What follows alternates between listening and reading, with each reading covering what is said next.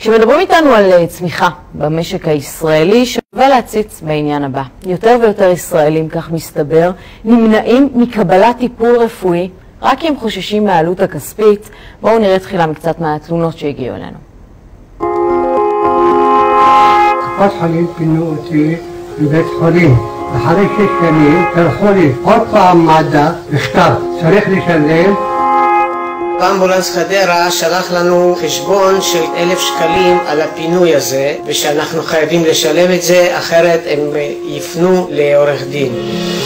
2012 הייתי מעורב בתאונת דרכים בהיותי חייל. שנה אחרי פנו הוצאה לפועל לבית אמי במטרה להקל את הפריטים של הבית.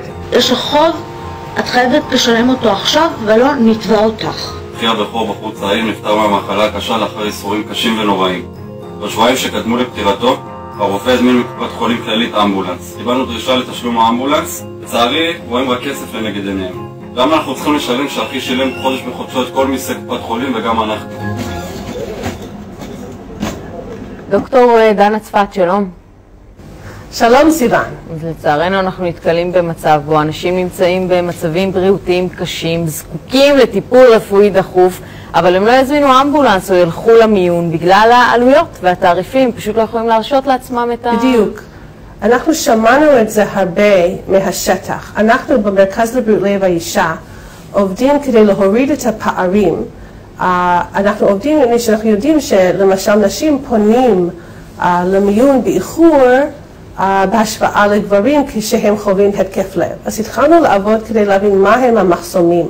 ואחד המחסומים הבולטים שעלה הוא שאנשים חוששים לקרוא לאמבולנס, מפני שהם חוששים על העלות של האמבולנס וגם על העלות של הטיפול במיון, במקרה שהם יגיעו ויתברר שזה לא באמת היה התקף לב.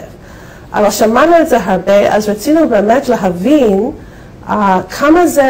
כמה זה נכון. אז לכן עשינו סקר, ובסקר עלה שאם בן אדם חווה את הסימנים של התקף לב, 25% מהגברים ו-28% מהנשים לא יקראו לאמבולנס בגלל החשש של העלות. תשמעי, זה מטורף, אני בטוחה שגם את הופתעת, אדם חווה התקף לב ולא מזמין אמבולנס מהפחד של הכסף. אנחנו דיברנו עם האיגוד הקרדיולוגי, והם באמת תומכים מאוד שזה ייכנס לסל הבריאות, אבל יש התנגדות בגלל החשש גם לעלויות כלפי המדינה.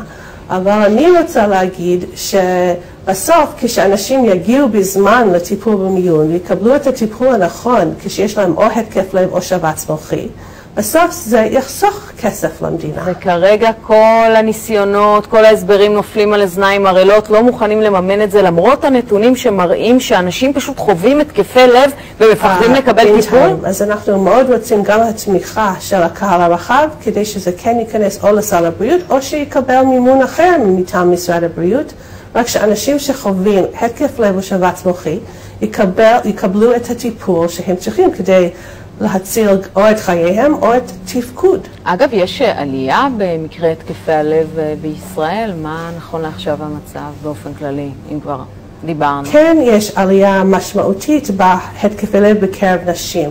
עכשיו שיש בעיות של עישון בקרב נשים וגם השמנת יתר, אנחנו כן רואים עלייה משמעותית במיוחד בנשים צעירות בהתקפי לב. אוקיי, אנחנו מאוד מודים לך, דוקטור צפת. נמשיך ונעקוב אחר זה. תודה רבה. תודה גם לך. אוקיי, לעניין הבא.